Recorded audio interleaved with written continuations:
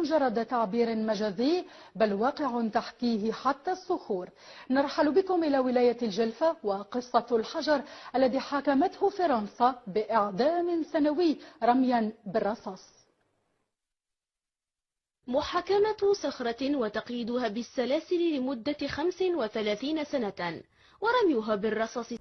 إذا متابعينا الكرام، صدقوا أو لا تصدقوا، كنا نعتقد على أن حضارة الجزائر سوف ينتقلون من أسطورة الشهيد والمجاهد باللارج تدريجيا نحو الحشرات، تحديدا المجاهد الشهيد سرق الزيت. عاد ديك الساعة غادي نمشيو لأمور أخرى، لكن على ما يبدو أن حضارة الجزائر كيمشيو في هذا المنحى بسرعة الضوء.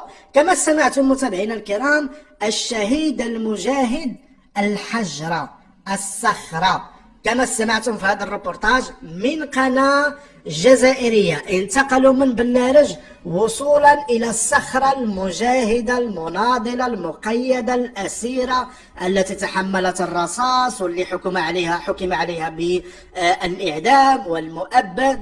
عباد الله، هاد الناس فين غاديين؟ هاد الناس فين مشاو؟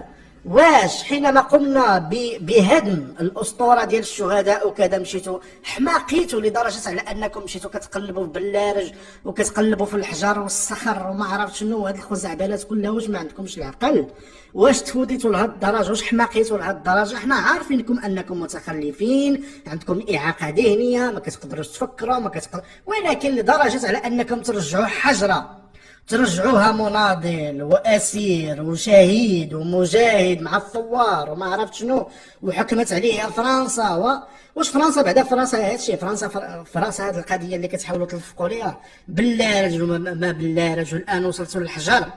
الحجر بغيتوا ترجعوه شهداء. واش باغيين توصلوا لمليار شهيد ولا شنو؟ باغيين توصلوا مليار بالزز؟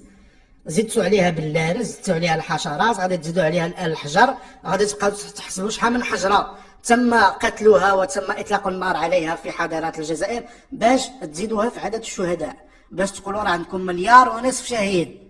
يعني كارثه بكل ما تحمل الكلمه من معنى. والمشكل على ان العقل ديال الجزائريين المتخلف المعاق ذهنيا يصدق هاد الخزعبلات. راه هنا فين كاين الكارثه، ان الجزائريين راه كيتيقوا هادشي. لو ما كانوش كيتيقوا هادشي، نظام حضاره الجزائر غادي يلقى صعوبه في انه ينشر مثل هاد الروبورتاجات، ولكن بما انها كتنشر وتمر مرور الكرام في حضاره الجزائر، هذا ما معناه على ان الجزائريين يصدقون هذه الخزعبلات لانهم معاقين ذهنيا.